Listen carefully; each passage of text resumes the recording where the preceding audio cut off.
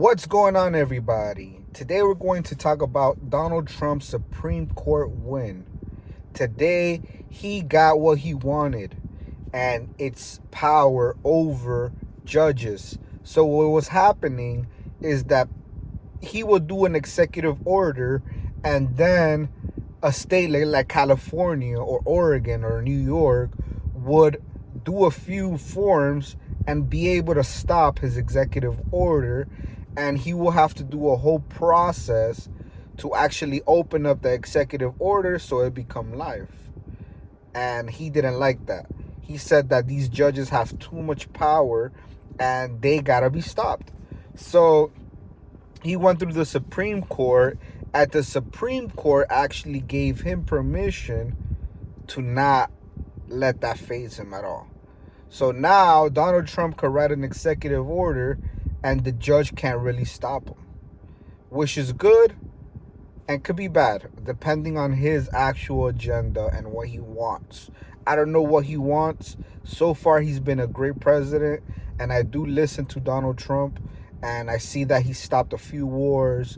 The economy is becoming better. A lot of things are becoming better. This was also hit home because I'm actually a birthright citizen myself. And what he's doing is he's trying to stop illegal documents to come to America to actually give birth, and the kid gets a citizenship. And that gives the opportunity to the parent to actually get documents. And that's actually what I went through. I am a birthright citizen.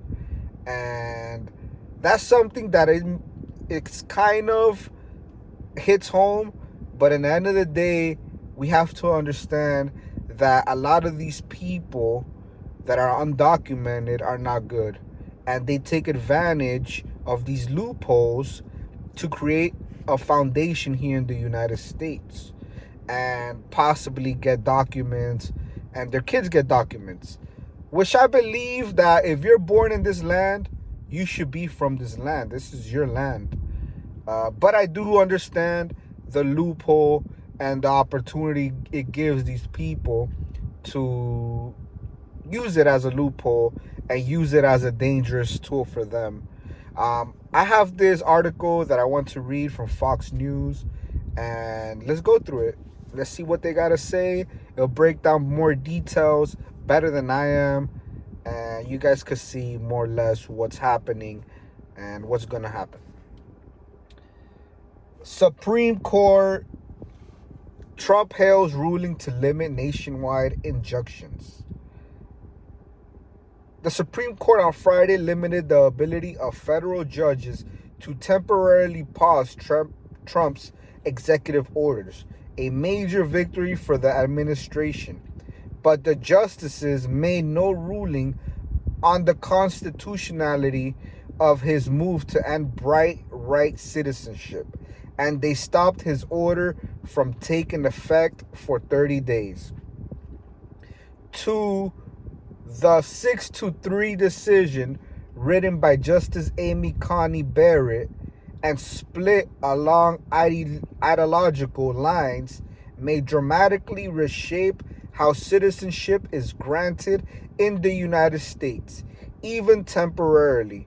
The ruler means that the practice of giving citizens automatically the U.S.-born citizenship of undocumented immigrants and some temporarily residents and visitors will end the 28 states that have not challenged the order.